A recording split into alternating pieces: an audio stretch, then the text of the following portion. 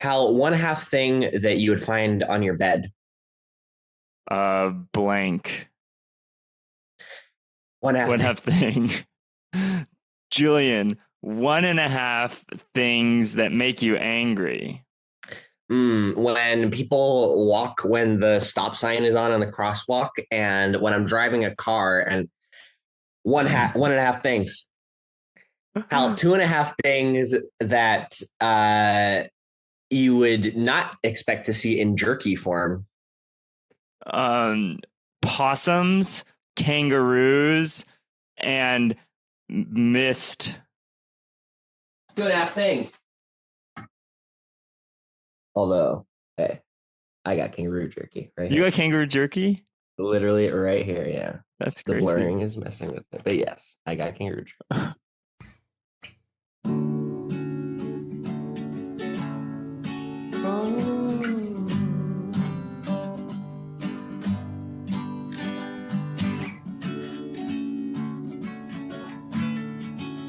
Hello, and welcome to another episode of Muprov Musings. This is episode 88. I'm one of your hosts, Hal Munger, and joining me now on the line is your elusive host, Julian Bernardo. I'm elusive like a rare bird might be. Where if you spot me, you'll see all of my colors. You'll think I'm so beautiful and you'll want to take a picture. So thank you for telling everybody about that. We're back. We're so back. Exclamation point. We're so back, but we're back in a slightly restructured way. So we're excited to announce what the next iteration of Muprov Musings will be like, and to catch up with each other about what we've been doing for the past month. Yeah. We've both been kind of living our improv lives a little bit. And yeah, for this episode, we'll sort of recap to each other all of these things and recap to you wonderful audience, about your Muprov Musings hosts. But yeah, I'm super excited. And so the main update is that Julian is now living in California and I am now living in London, which means that there is 8 hours of time difference between us. And Julian is working full time during the day. And during the day over there is during the time when I'm awake over here. So that's why we haven't had a Muprov Musings in a while, and why going forward, Muprov Musings might be coming out on a slightly different schedule.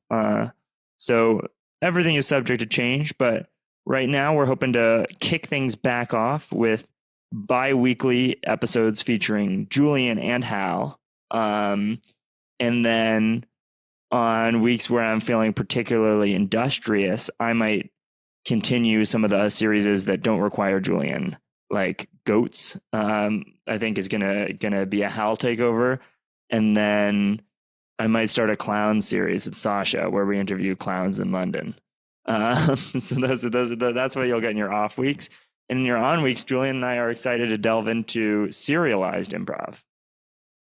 Yeah, this is a fun concept, and I think it lends itself to the like podcast format, because we've talked a lot about how do we transition some of these shows that we like to do these formats into the podcast, and I think serialized improv, aka improv, where we are continuously telling one story over a long series of episodes, I think that can work. I mean, it bears some similarity to like a lot of D&D podcasts, for example. We'll do something like this. So we're going to try it out. It might go back and forth between one episode talking about how to do it and then one episode doing it. And we'll try it out and see how it goes. Obviously, it's high risk. If your first episode of a series is is a little off, then you might be living with that for a long time. But I think it's going to go great, and we're very excited for that. But Julian and I haven't spoken to each other in like a month, and both of us have been doing a ton of improv. Yeah. So we're gonna do some updates. Yeah. So we have a little doc where we've put like basic bullets on some of these updates, and it's pretty clear you have like a little more updates than me. Hal, maybe we go like two for you, one for me, or something. Sure. So I've been doing a ton of improv in a bunch of different spaces. Um, I'm taking two, like, I guess they're a mix between like classes and like ensembles, but two things that I applied to be in. Um, One taught by the Pretend Company and one taught by Imbal Laurie. One of them meets every week and one of them meets once a month for the whole weekend. And I'm learning a ton in both of those settings, and I'm hopefully going to interview some of the teachers. We'll see. I got to reach out to them and ask them about that. But that would be exciting. And then the other thing that I'm doing is I'm at Guildhall getting a master's in collaborative performance making. And there I'm learning a lot of technical elements that would be easily integrated into improv shows. And I think honestly, those are the things I'm the most excited about of everything that I'm learning, because it's just so far away from anything else. Yeah, that makes it pretty like, there's some ways that this could intersect into improv in ways that other people aren't thinking. I kind of want to jump into hearing like more specifically about Pretend Company and Imbal Laurie. Like what are these? What are these? What is, let's start with Pretend Company, I guess. So the Pretend Company is a new thing being formed by someone named Chris Mead in the UK. The focus of it, as the idea is on staging and theatricality and being more performative with the improvisation. And how he's starting it is that it's Chris Mead, Liam Weber, Ali James, all of whom are very cool improvisers who do a lot of cool different improv. Ali's in Showstopper, which is the biggest UK improv show, probably. I think that's fair to say. It plays to like a 400 seat audience. Wow, it's awesome. And Ali and Chris are both in Shakespeare show called The Play's the Thing. Liam runs the Robin Hood Improv Festival, which is co-runs the Robin Hood Improv Festival, which is probably the biggest improv festival in the UK. They're doing a lot. And yeah. So they kicked off the Pretend Company with a application based course. They end up having three groups of it, and it's 16 weeks long. And the idea, I think, is to start building up kind of ensembles of people who they like to play with, who are trained in their style, and then once they've kind of built up a wider pool of people, then they're going to start putting on specific shows, is my understanding of what it is that they're directing, and people maybe from who have taken the classes will audition for those shows. And they also do pretend nights where they put on shows with just good improvisers from around London, and they bring in international teachers to teach as well. Interesting. And offer those workshops. So a lot of cool stuff going on there. And then the Imbal Laurie thing is also application based. It's 10 people, and it's a master class that meets once a month for the whole weekend for the year. It meets 12 times. Nothing's crazy. we can dive into it more. Yeah. If they're kind of jumping into theatrical improv, as you know, obviously you're someone who's thought a lot about like theatrical improv. Are they doing anything different? Is their take on it kind of along the same lines, or what's your read? Their take is pretty different from my take so far, in that I think for me theatrical improv is very tech heavy, and so far none of the shows that I've seen them do are tech. It's more about like I guess maybe like acting technique and performance, but I'll see where it goes, and hopefully, I really hope that I'm just able to interview all three of them and get them on, and then you'll be able to do the full. I don't want to give away too many of the things from the class, because I'm not really sure I'm not, Right. yeah. But there were a couple things that I felt like low hanging fruit that I could put out.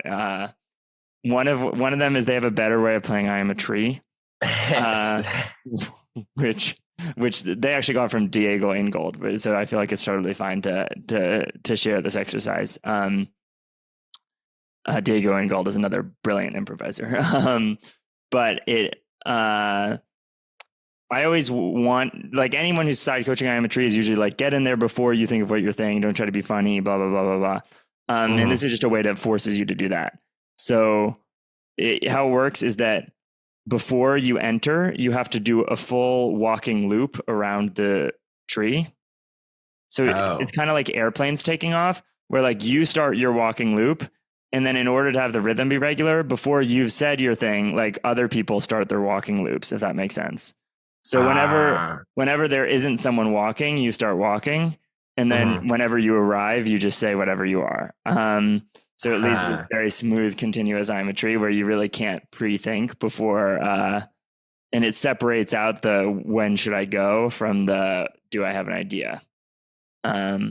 Wait, sorry. Could you explain this? Like, we're all in a circle. We're all in a circle. So one person starts walking around in a circle, like circling, I guess, no space. And then another person starts like following them, and the third person starts following them. And then by that point, maybe they've completed one circle and they come to the center, they say, I'm a tree. And then whoever is circling behind them will say, I'm a flower. And whoever's circling behind them will say, I'm a squirrel. But yeah, okay. So you do one loop on the inner circle, and then like once you finish your loop, that's when you say your thing. That's when you say your thing, and you have to say it right away when you do the thing. Yeah. So just a better. No, I like that. It's exactly. I was teaching I Am a Tree recently, and that would have been helpful. And then another tech. The only ones I'm sharing are ones that I've heard in two places, because I feel like that then it becomes fair game. Is for group scenes. When or not group scenes. When you have a scene split scenes. If you're jumping around between like six people who are all in one environment, and you want to make it look like the people in the background are still kind of turned on. Apparently what they do in Showstopper is that anyone who's not speaking will whisper back and forth to each other to make it look like they're still talking. But the thing they'll whisper is just repeating the important information that's being said by the other pairs. Wow. That's so good. So that's awesome. And then the final one, this is a Hal thing. But so this is another one that I got in two places. We did this at Guildhall, and we did this in the Pretend Company. So I feel fine sharing it. Which is an exercise where you just have to stand in front of a group of people for 2 minutes, and you're just standing there. And that's the whole exercise. And the one at Guildhall, we actually had 5 people, and everyone was given a number 1 to 5. And when the audience said your number, they didn't know whose number was which. You were not allowed to move at all, but you wanted to start like sending your energy out towards the audience. And then at the end, people had to guess.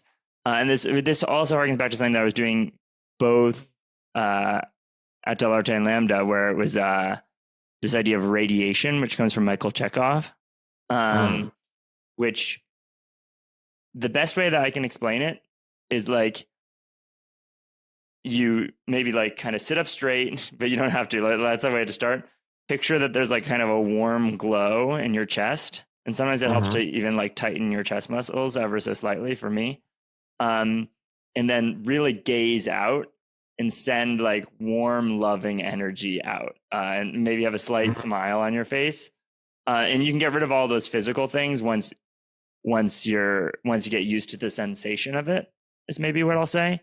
And it's very reactive. If you see a person, like you make eye contact with them, and you imagine that there's literal light emitting out of your body.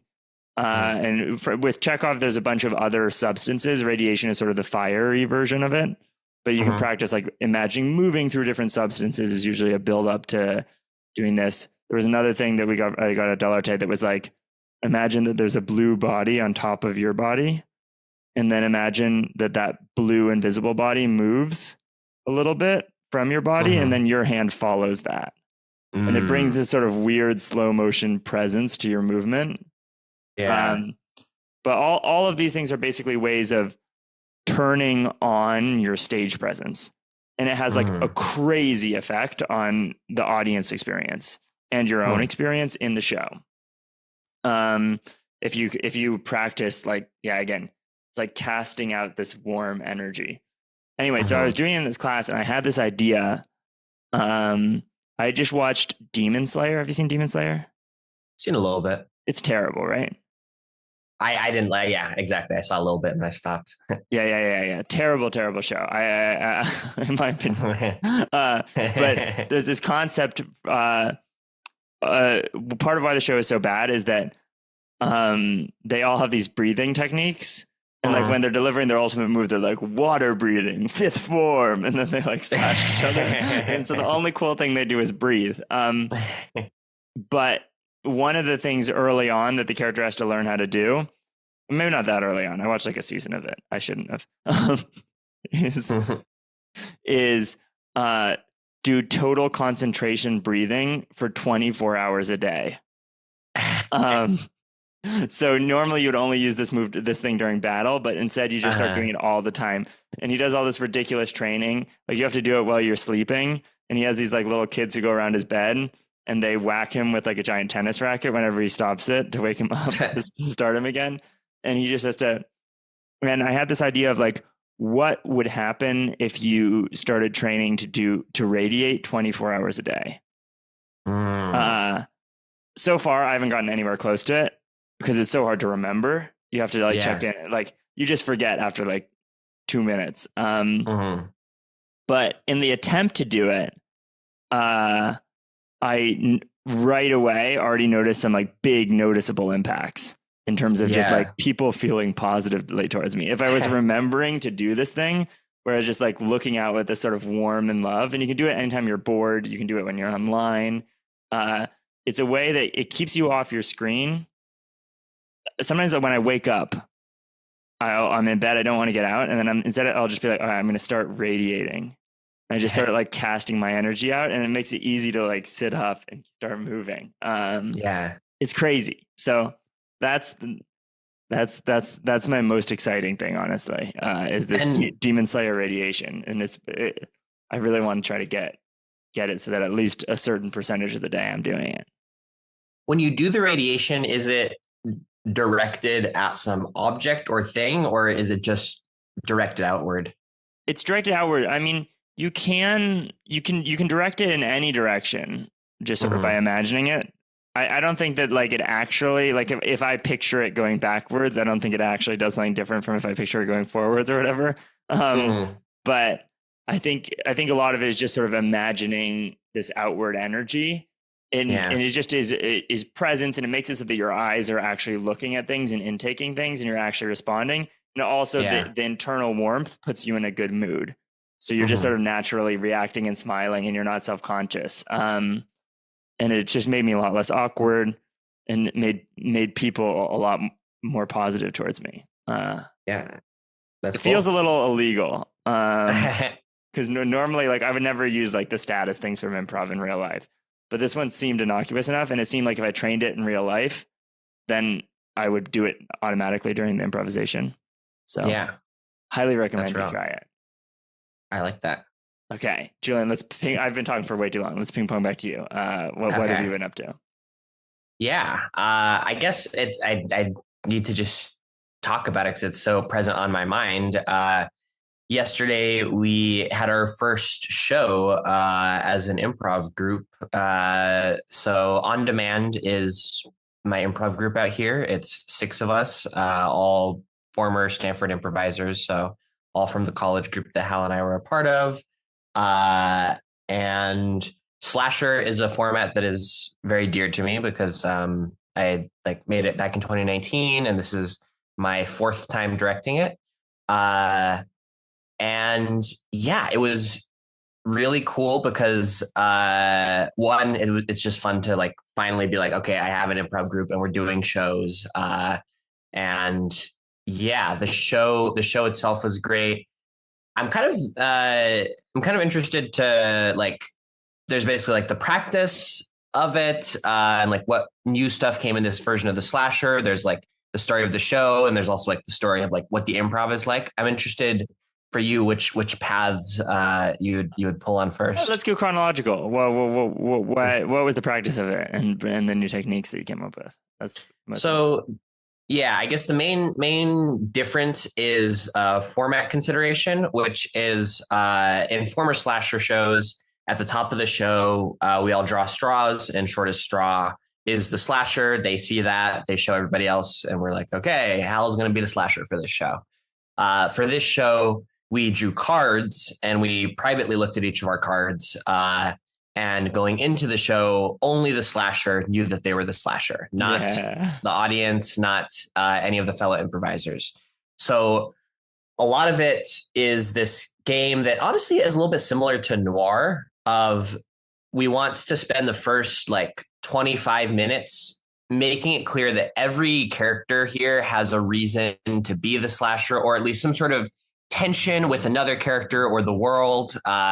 We want to see a bunch of the pairs to saturate. Like, we don't know who the slasher or the final survivor are going to be.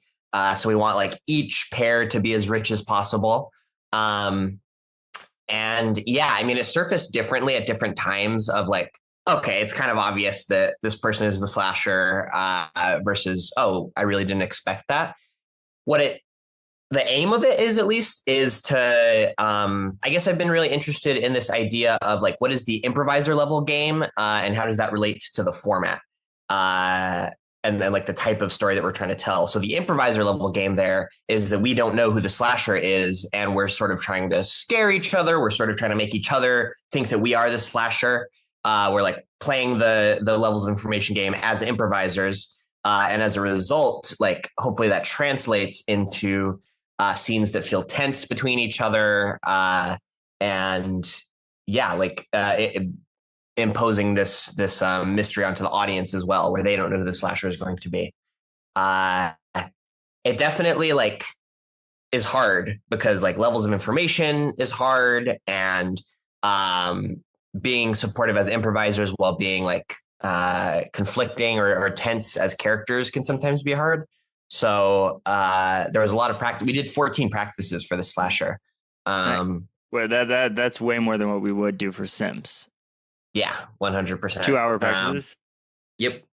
And you were directing? Yep, I was directing. And so you would never have a cold open kill then?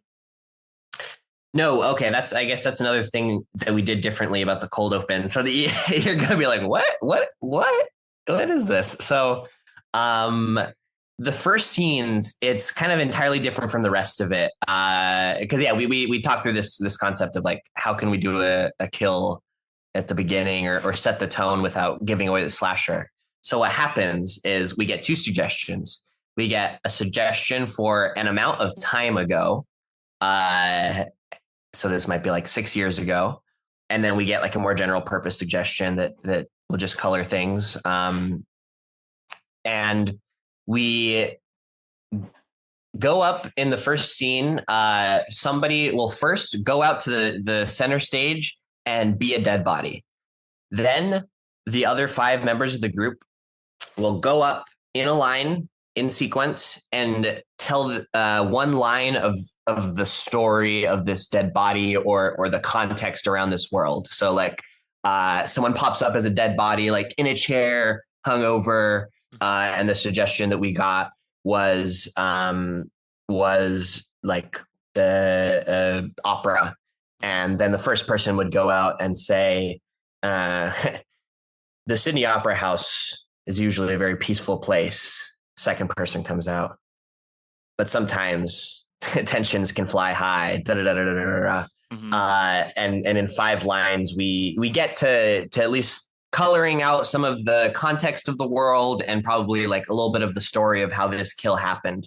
We don't adhere too strongly as a lot of like suggestions. We don't adhere insanely strongly to like making sure that we like in the course of the story like really hit that and explain like, oh, the slasher in this story was also the slasher there. Although that is kind of like the goal is to is for the that to be essentially the like origin story that you do see in some slashers like Halloween, right? Where you see you see Michael Myers like kill his family in the first scene. Mm-hmm. So yeah, it's something like that, and then the rest of it proceeds like a normal slasher, and there's no special scenes beyond that. But Was it at all influenced by the Muprov Musings slashers? it definitely was like thinking about the Muprov Musing slashers and like went back to the docs a few times when I was like building out some of the practices. One of the things that I liked about the Muprov Musing slashers was I think in particular like pickle juice was figuring out or pickle combo Mm-hmm.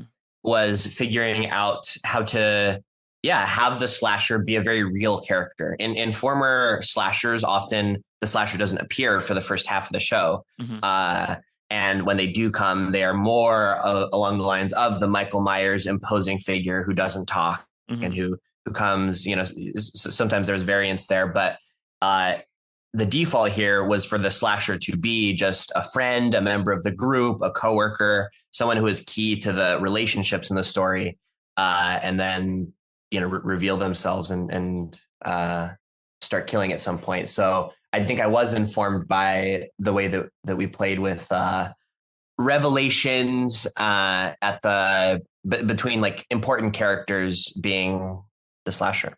What which heat map did it use? Does it have a very long sequence of final showdown between the last person and the slasher, the way that the movies did, or does it take the more improv approach?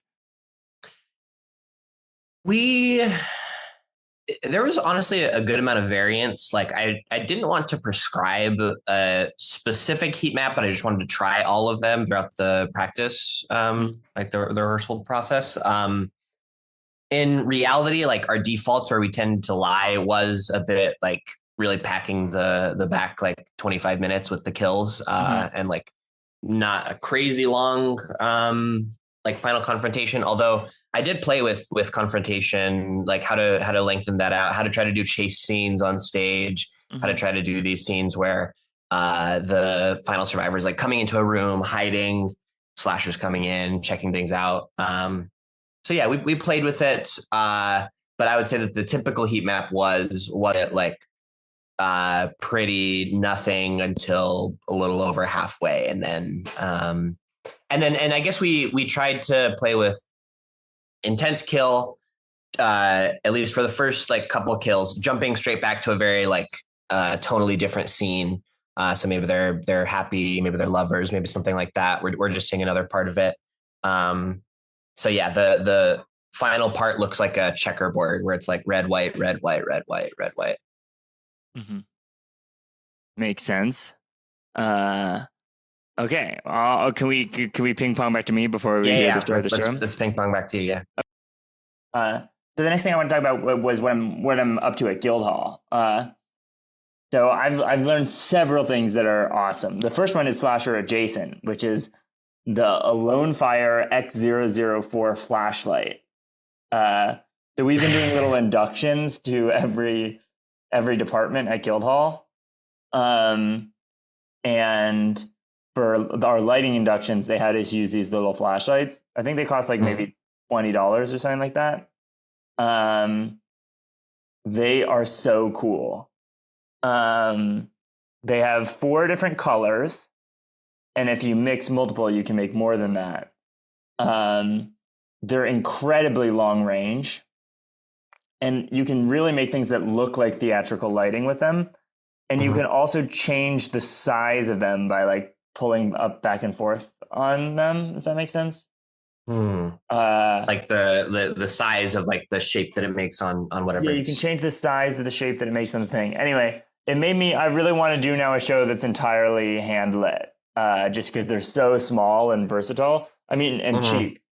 I would want to probably find more different sources of lighting if I was going to do a show that was entirely hand lit, so that you did have, and maybe a switch so that you could put on just like a plain wash if you needed all the characters in a scene. But I've seen some really good flashlight work in not improv, but improv adjacent things. There was at the Fringe, there was a show that was like two men doing all of Jurassic Park shot for shot or whatever. They used a ton of flashlights. They did it really well. So I sent it to you a little too late to incorporate it into your slasher, but those are awesome. The next one is a software called Resolume. It costs quite a bit of money, but it has a free trial. So you get one good show out of it. Resolume is a projection software. Specifically, people use it mainly for, like, let's say you wanted to project onto a weird shaped thing, but make your projection look flat. Interesting. Or if you were and you can spend a while. So it has this whole feature where you can spend a while reshaping how the video looks and sort of live adjust to what's going on. But the thing, but it also has just a ton of tracks and channels. So you could, in theory, load up a lot of different projection. It's very easy to make different projections, is maybe one way of saying that. And you could also make a big library of projections and sort of load them through the software. I think it would be really neat, especially for shows like Grand Theft Auto that they were doing in Sims. If you could be like wasted and just have that come in on the projector. I think we're probably going to do GTA for GTA 6 next year. Yeah. So if you do GTA again, you have to do projections.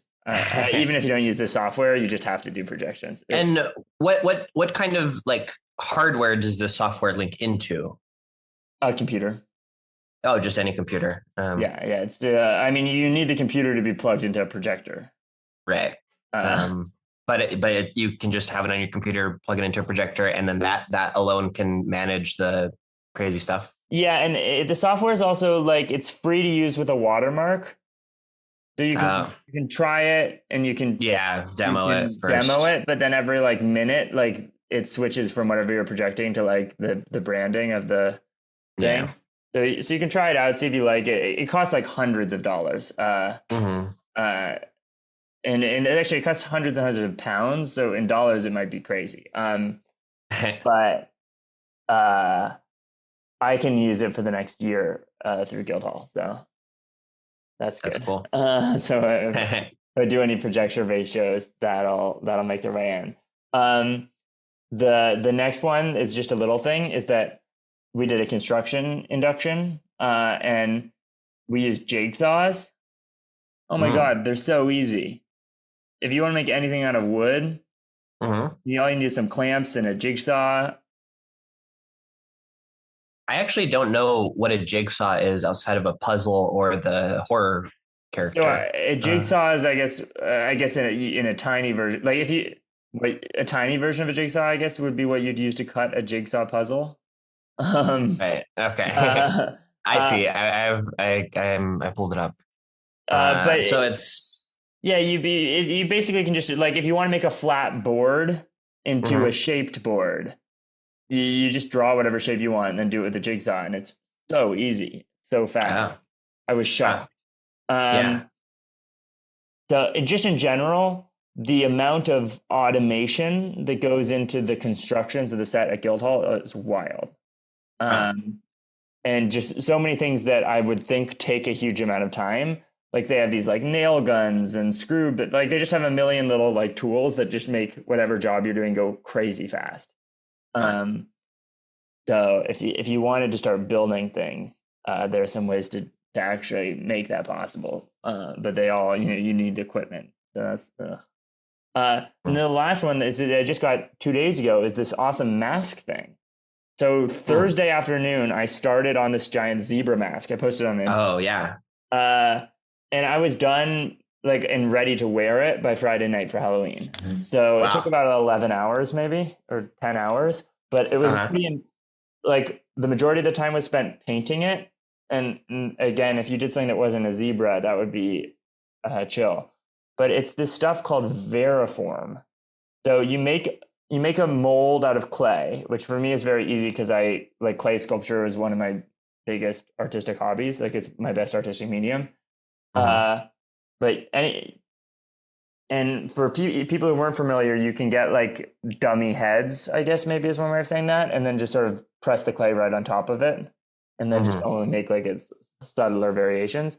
And then you get this stuff called variform, which is also pretty cheap if you get it in quantity. Mhm. It's basically this thin, like plasticky sheet, and you cut Mhm. it into like these maybe 2 inch by 2 inch squares, and then you heat it up with a hair dryer. And once it's hot, it's bendable and really sticky.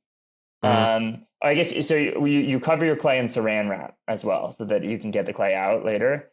Mhm. Um, so you make the clay, you make it hot and sticky, and you dip one hand in water because it doesn't stick to water. Oh. Um, Mhm. so you put it on the sculpture, and then you take your wet hand and you press it down into against the sculpture, and Huh. then you just coat the whole sculpture in the variform, and it hardens. If you want, you can do 2 layers to make it stronger. Um, and now you have a hard plastic mask in the shape of your sculpture, and Mm. then Wow. make it smooth. You can coat it with like paper mache. Mhm. Basically just dip like paper in the kind of gluey paper mache stuff, and that'll smooth it out. And then I painted it and glazed it. I don't remember what the brand of glaze was, but the glaze made it super shiny. Um, and then there was this intense glue, and I also don't know what the brand is on the glue, that I used to attach some elastic and furniture foam to the inside so that it was comfy to wear. Mhm. But again, I was shocked at how easy it was. It Uh, looks really good. It looks like it, I don't know, would have taken more time, I guess. yeah, I think like there's an underlying like fake thing, which is that I have however many, I've been sculpting for like 10 years. So the sculpture part of it only took me like an hour. I Uh, see. Yeah. whereas I think that for other people, that would be the more time intensive part. The sculpture took me about an hour. The variform probably took me an hour and a half. And the paper mache, maybe like an hour or something like that. And then like I was trying to get the clay out of the ears forever, and like cleaned up a little bit. And then the Mhm. next day, the painting took a while because I had to do a coat of white, let it dry, second coat of white, let it dry. I penciled in the zebra stripes, which took a long time. Then I did the black, let it dry. Then I did the glaze, let it dry. Uh, and then I glued on the elastic, let the glue dry. I glued on the foam, let the foam, like, well, but again, since so much of the time is letting it dry, if you made multiple masks at the same time and kind of did an assembly line, I'm going to make a lot of masks. I'm so excited about it. Yeah. Because I really want to make a show that's an animal based film noir where all the animals are black and white animals. Mm. Very Muprov Musings, like style or whatever, and everyone's Yeah. wearing like black and white suits and stuff like that. Um, so the zebra is the first of many. There's going to be a penguin and an orca and a Right. panda and a whole Okay. bunch of other stuff. Um, That's really cool. And so would you say then that outside of the skill of sculpting, which obviously is the main thing, that the rest of it is not super like um yeah, like does it require skill to make the rest of it look good? Or if you have a good sculpture and like you just do the rest of the steps in the way that you said, like so you need to probably either be a good sculptor or a good painter, preferably both, mm, right? If you make a shitty sculpture that's kind of flat and then do really good mm-hmm, painting on it, you'll have a good mask. And if right, you make a interesting sculpture and just paint it a solid color, you'll have a good mask. right. so, um, but you kind of probably need one of those two things. But the main thing is just I feel like for most things you need some sort of equipment or machinery. Like if you want to make Mm, clay sculpture, you need a kiln, which like that's really hard to have. Uh, mm, but this you could literally do at home. You just need the materials, which mm, admittedly, like the startup on the materials is a little high, and that you need mm-hmm, to get a whole bunch of clay and a whole bunch of variform and a hair dry. Like, but once you once you have the bulk of all the things, you could churn out tons of these masks. So I was really excited about it. I'm gonna keep doing it wherever I go in the world. I'm just it because the main thing is I just don't have a kiln, right? So Right. I totally stopped sculpting, and now this can replace the kiln. So rather than getting a sculpture at the end, you get a mask. Right. But you still get to do all the sculpting. But you could also just still do hard plastic sculpture with this, right? Like if you just do the whole, like, wrap the whole thing and never take the clay out, question mark, or no? What do you mean? Because as I envisioned the way that you described it, like you have the clay sculpture that is like, the thing that the Variform is going to wrap, and then you wrap it, probably leave like, part of it for where you'll take the clay out and where you'll put your face in. But then if you just didn't like leave something like that, would you just be able to do hard plastic sculpture, like, period? I mean, I guess clay shrinks when it dries, so the clay would come out no matter what. I see.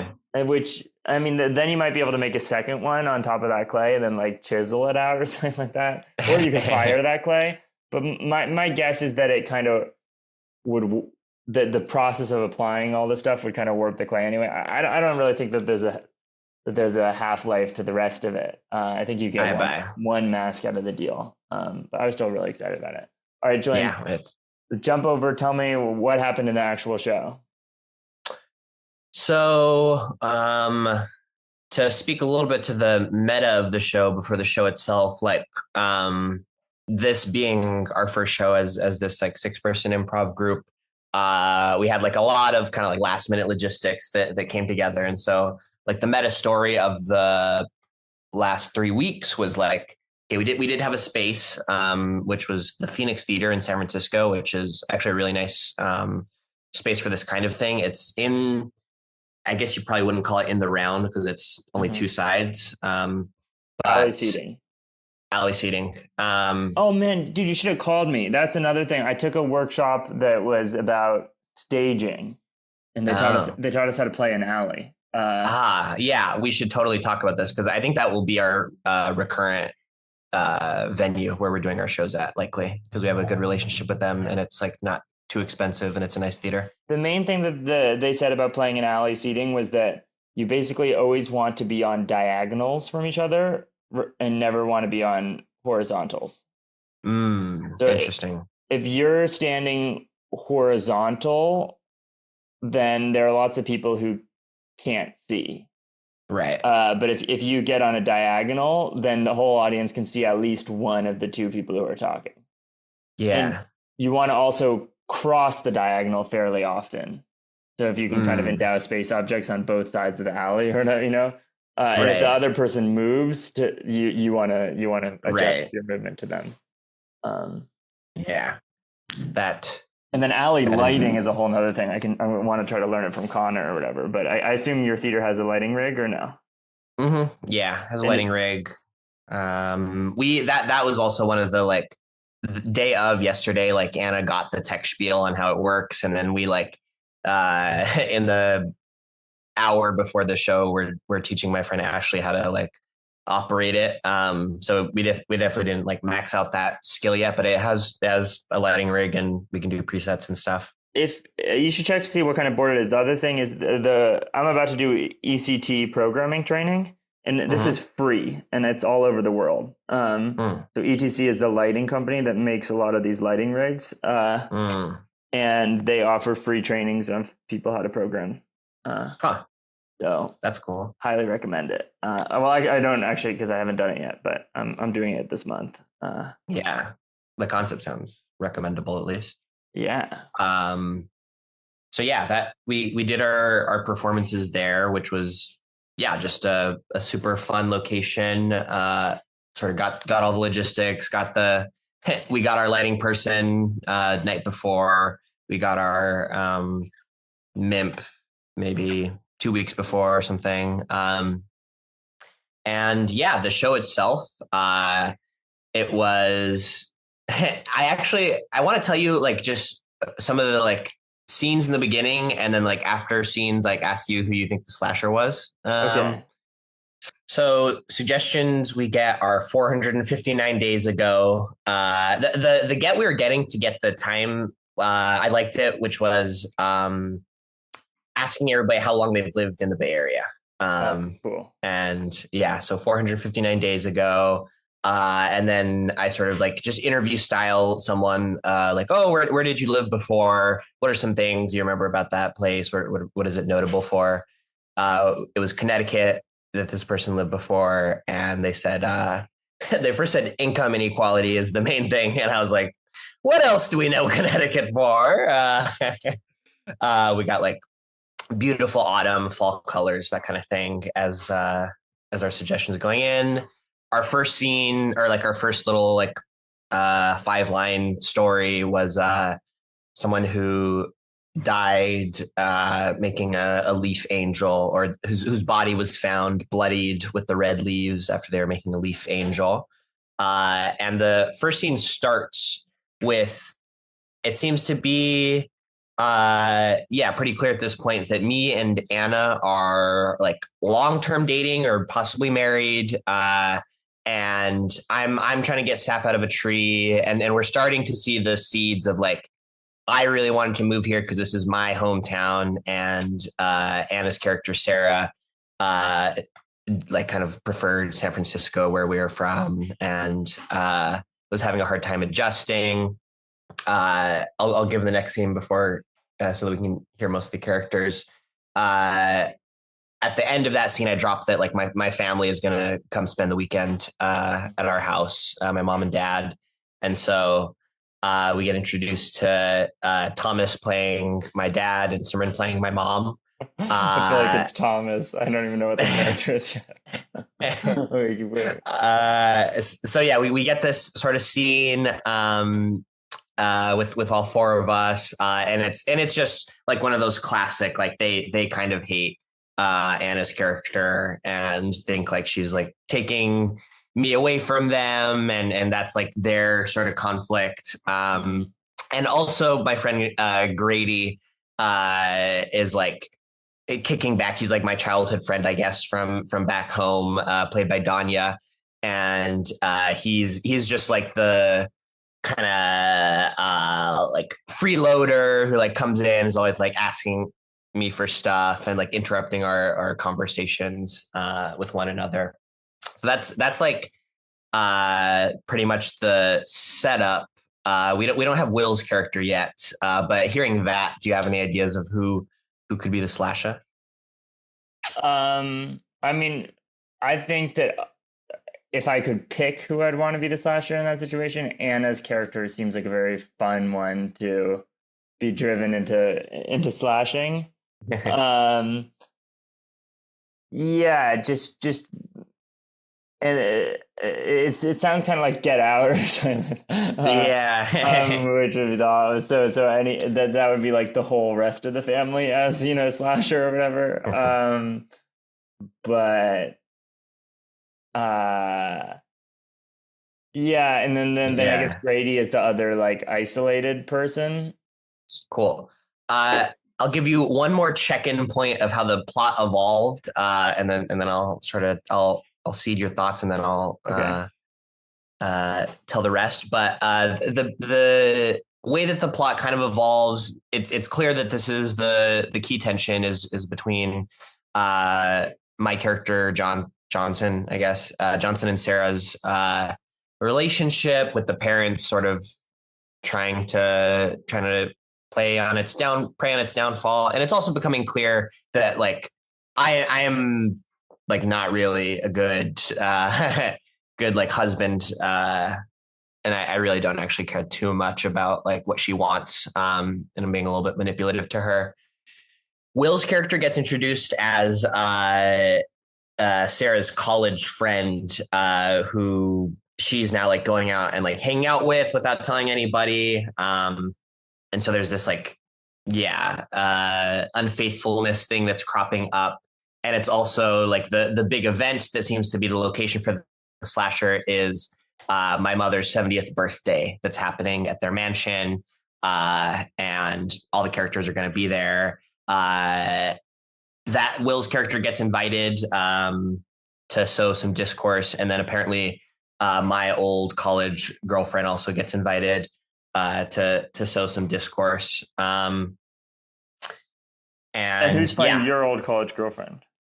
um, at the point of the party starting, it's actually not clear. It's just been endowed that she's going to come. Eventually, it is Simran who plays my college girlfriend. And who's playing the old college friend of Anna? Will. So Will is playing. That's kind of Will's main character, and Will's also playing like a few side characters. I mean, so I don't know if you're allowed to like self-kill and be discovered as a body, but I feel like if this was like a slasher movie that I was watching, like Anna would be having a very romantic conversation with the old flame, like the old friend Will. And then right as they would be like leaning in for a kiss or something like that, they try to go into some sort of side room and find a body. Yeah, that well. So there was a moment like this where now we're in the party, and I took my old college girlfriend to the plant room that is like the one room in this house that Anna's character actually likes, and yeah, I'm obviously kind of like still into her, and we're talking, and then actually first kill happens before that, but we get found out by both unfaithful couples find each other out basically in the exact same moment. And that's kind of fun. But the first kill happens the scene before that in a chess game between my father and Grady. And your father kills Grady? Grady kills my father. Danya's the slasher? Danya is the slasher. Grady kills my father. Next kill is on my college girlfriend, who like there's been this thing about wind and leaves sort of throughout the show. What's Grady's motivation? It's unclear at this point because Grady so far has just been the freeloader, honestly, very comic reliefy type character of like, hey guys, I'm coming in. I need the towel. I'm naked. And so certainly this is something that's like getting discovered over time. I think that first kill, like we really, still don't know what it's about. The second kill, also we don't know what it's about. The mechanism is via like the wind blows the window open and like the leaves come and like grab her and like choke her against the wall. And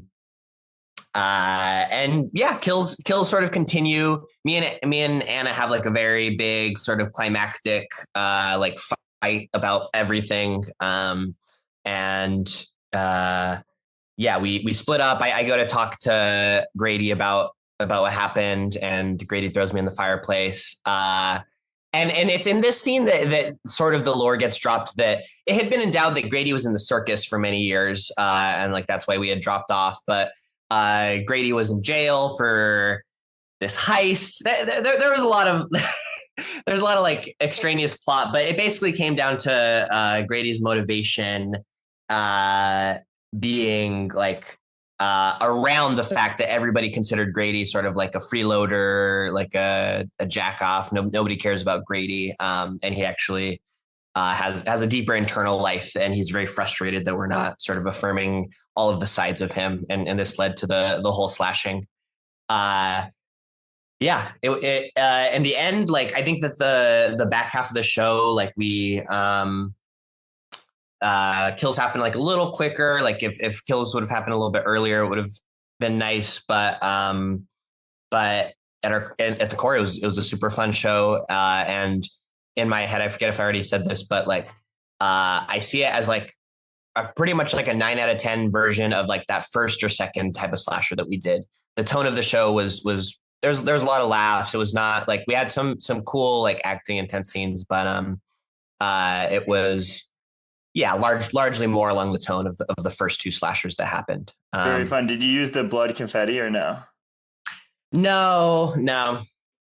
We would have liked to made a little bit more moves on that kind of stuff, but logistics sort of came together last minute, and we played to a decent crowd. I think it was 30 people for our first show, and the theater itself I think seats like 40, so it had a good energy in the room since it was mostly full. Leaf slasher is something that would go crazy with like a little bit of tech. Yeah. Oh yeah. Like a little bit of confetti. I mean, if you obviously had leaf blowers, you could go absolutely bonanza in their pants. Oh man, yeah, leaves. That would be super cool. But it's a very cool mechanism of what was the coolest kill? Mm-hmm. I kind of do think that it was the kill on Simran playing my old college girlfriend. Yeah,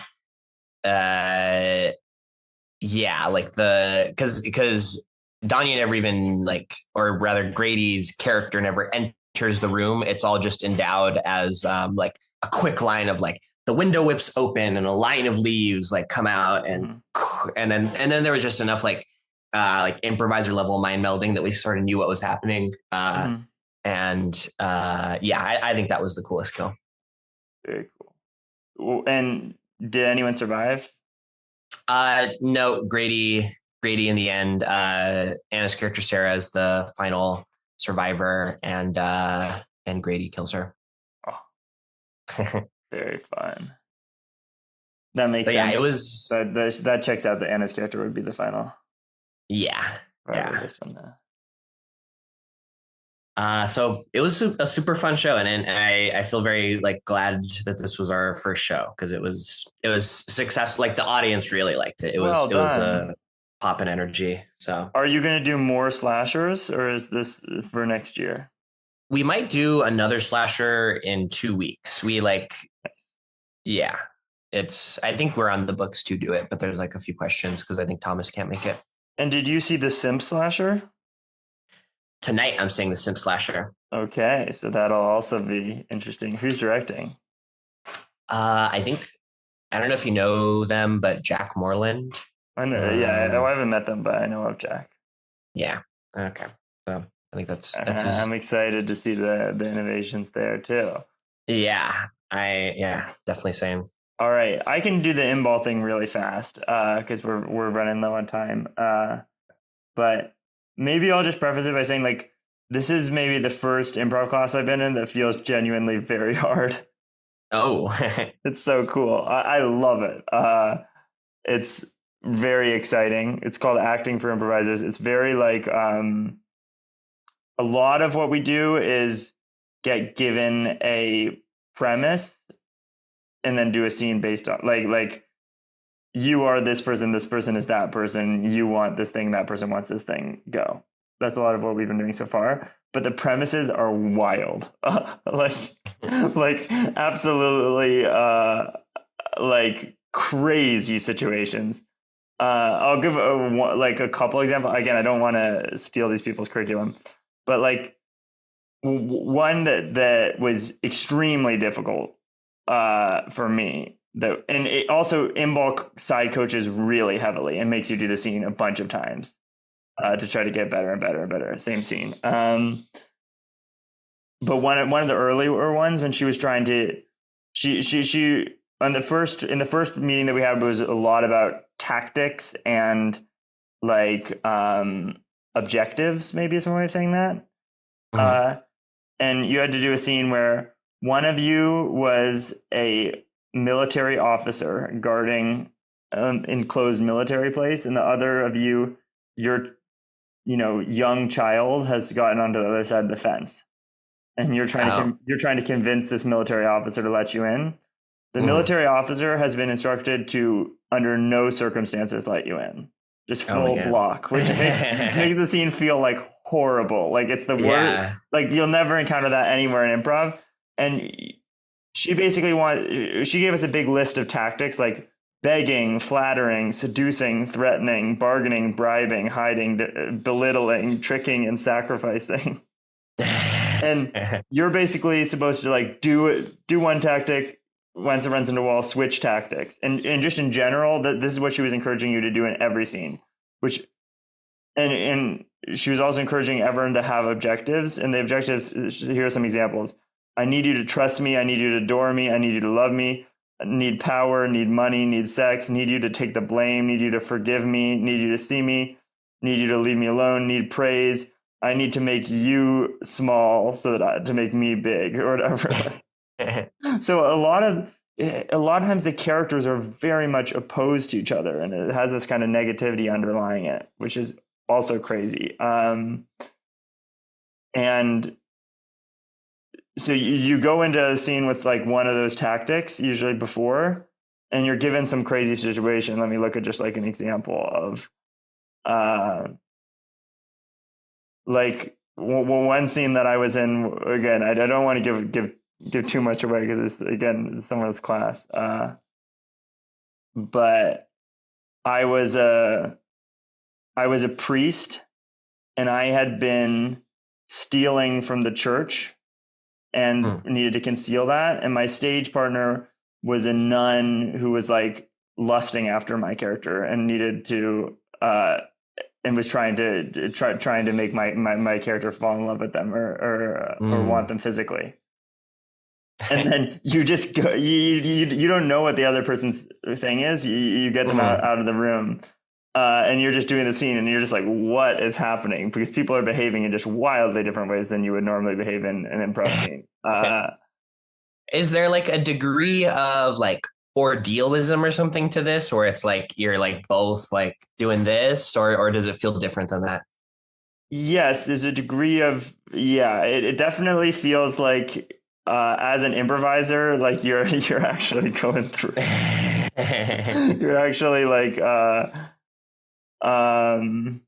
especially if your partner has a tactic like a want that's really negative, or like a tactic that, or uses tactics that are very intense. Like let's say their want is to belittle you or something like that, and you don't know that, and you could but again, because everyone's there and we're all agreeing to do this, if at least and I have pretty thick skin or whatever, it's pretty fun. It's very, very fun. It's challenging. There are a lot of days where I'm like, because I find it hard. Acting is hard in general, and being given the specific scenario. Because the other thing she'll do is that once she senses that there's something you're a little weak on, or that there's a type of character that you don't want to play or something like that, she just will only call scenarios where you're that type of character. That's funny. So I don't know, but it's a ton of fun, and I'm learning a lot in that. And hopefully, that's another person who I would love to interview, so that then I don't have to worry about, like, again, I don't want to. Right. Yeah. Spill too many beans. Don't want to spill too many beans. I mean, I couldn't spill the beans on this because Inball's just a very intensive teacher. And most of what you're doing is not actually, this exercise is like this amazing thing. It's much more of like Inball is the person who's going in and giving the criticism and making it work. So the real thing is just Inball does a duo with Tim Orr. Oh, really? Yeah. So very cool person. That's super cool. Yeah, it's just been a ton of fun. So pushing me in another way, and I'll continue to learn stuff from that, and I will probably bring some of it back to Thorn and Pedalstick when I go to New York, because it's just a totally new. I've never been in a class where there's this degree of new stuff. Usually when I'm in a class, like at least half the exercises are things I've done before, and this very few of them are. Sounds really cool. I would I would like to interview her to like get more I would love to rip some of these, basically bring it back to on demand. And I think offline we can try a lot. I'm down to try the whole course with you. It's so fun. All right, but I think that's most things. Right. Yeah, I'll just sneak in there that I taught a Foundation 1 class for bats that finished this week, same week that slash are opened and super fun, but pretty much what you would expect teaching intro improv. Although a lot more fun than teaching intro improv, in my opinion, than at Stanford. Because there's this like effect of like these people paid money to be there. And so there's like some selection for mindset already, or commitment rather than mindset. So if people are living in the Bay Area, they can take improv from you. Yeah. I'm not, I think I'm on the books for intro to improv like workshop in December. But that's just a 1-day workshop. And then I'm not on the books for my next like class. But keep your eyes on like Bat's improv classes. And if you're specifically in the Bay Area and at the level that you would take Bat's Foundation 2, I think Will is going to be teaching one very soon. Lovely. That's awesome. I'm also teaching some random stuff, but nothing on the books. I on the student visa, I'm not allowed to work. So I can offer free like workshops and stuff like that if I want to, but I can't. I can't really. Well, you're allowed to work in certain fields. I actually probably could teach, but I can't be self-employed. So I can't actually teach. I would have to teach somewhere. So we'll see. But if you reach out, if you DM me, definitely be taught something by me. But I don't think we have that many London listeners. All right. Sweet. Well, it's so fun, and I guess we'll see you in 2 weeks for the next Julian episode. All right. Without further ado, this has been Muprov Musings. So my sign off is still from the Fringe. I forgot to do this on last episode. Julian, at the Fringe, I met 2 of your favorite celebrities. No, what? And I met them separately. What? And I gave both of them a flyer for our show. Oh, are these people like related to improv in any way or no?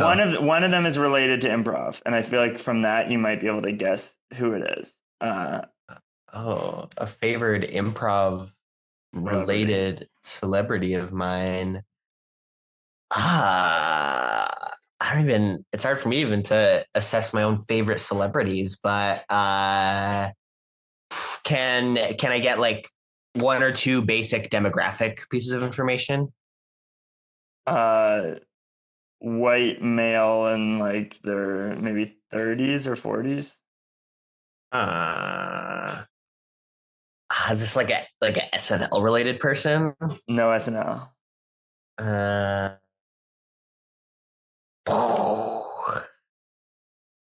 I don't know. I'm kind of blanking. They host an improv show. They host an improv show. This wouldn't be like Scott Aukerman. Not Scott Aukerman. maybe the next one I know is someone you love. The first one maybe you do, but I thought you were talking about it a lot beforehand, so I thought that you were very into them. First person I met was Sam Reich. Oh, you met Sam Reich. Oh my gosh. Wow. Yeah, he was just eating tacos, and I like worked up the courage to walk over and give him a flyer. And I asked him if he wanted to be in the show, and he was like, I don't think I'm going to be in your show. He also didn't come to the show. But I told him to look out and that I was coming for him. That's tight. I said, you don't know who I am right now, but you will eventually. That's a good pull. And then the other one was in the exact same place, maybe like a week later. I was walking around with John. I was doing this bit where I was like, I was a little whisper with a little finger. I was like, hey, you should really come see. It's going to be the best show ever. It's going to be the best show that's ever happened. Tonight, this show is going to be the best show of all shows that have ever been performed, whatever.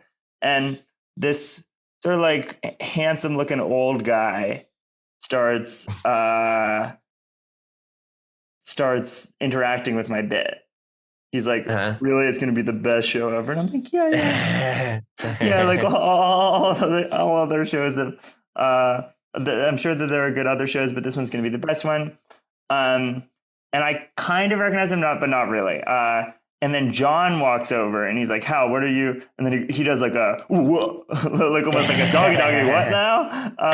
So I from that, I clued in, this must be a celebrity. And after like one double take, John didn't say anything. He just normalized. But I still had normally I get really nervous around celebrities. Like around Sam Reich, I was super nervous. But around this guy, I didn't know who he was. So I was like, I'm going to start trolling him. Yeah. So I was like, he was asking like, okay, come on, why should I go see this best show ever? And I was like, it's improvised. So that means that you could actually give the suggestion for the show. You could title the show. And then like, if you were applying to jobs in the future, you could put on your resume, I gave the title. I wrote the title for the best show ever. And he kind of laughed at that and he took my fire. And then he's like, all right, well, maybe I'll see you to see it. And he walked off. He did not come to the show. But can you guess who it was? A handsome older man. And this I know is one of your favorite celebrities. What is he an actor? He's an actor. He's an actor. He looks like he's from Texas or something. Like he's got a very square jaw. Yeah. Is this like a SNL related type No person? No SNL. Drama. Oh God, there's no way that it was like fucking Bryan Cranston. No, Bryan Cranston. Who's Bryan Cranston? Who does he play? Walter White. You're in a good vein there. I'm assuming, some sort of dramatic actor. One link of connection off Bryan Cranston. One jump from Bryan Cranston gets me to. Is it a Breaking Bad related person? Yeah. Oh my gosh. Is it Dean Norris? Is it Giancarlo Esposito? Is it Aaron Paul? Is it friggin' Bob Odenkirk? Yeah. It was Bob Odenkirk? Oh my gosh, you were doing a bit with Bob Odenkirk? Dude, that is literally one of my favorite celebrities. Oh my God. And he was a writer for SNL too. And wow. I love, like, if I were to meet someone, like Bob Odenkirk would be so up there because he's so drama. And then he did Mr. Show, like one of the best sketch shows. Wow. That's hilarious. You're doing this bit with Bob Odenkirk. Yeah. And I had no idea. I had no idea who he was. That's crazy. We got done. And I turned to John. I was like, all right, who was he? And John was like, Hal, that's Saul from Better Call Saul. And I was like, what? And someone right next to us was like, what? And they like started running after him. And he was like, wow. It was really funny. And he also did not come to our show. Unfortunate, but wow. Both of them took a flyer.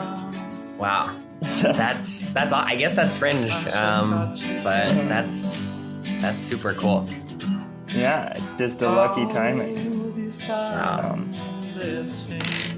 We'll see how many more famous people I can get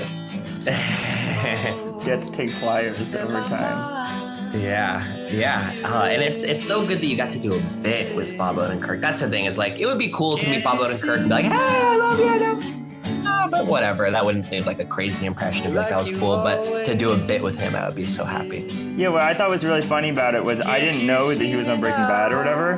But I knew he's a fan, but Breaking Bad people say is like the best show ever. So I thought it was really funny that I was like, you could put on your resume that you gave us the title for the best show ever. And a lot of people think Better Call Saul, the spinoff, is the best show ever. And in Breaking Bad, Bob Odenkirk delivers that line, Better Call Saul, that became the title of what many people would call the best show ever. So you gave a very familiar offer to him. Yeah, he must have thought that I had seen the show, knew who he was, and was right, and we're just kind of riffing on it. Yeah. But no. That's crazy. It was a lot of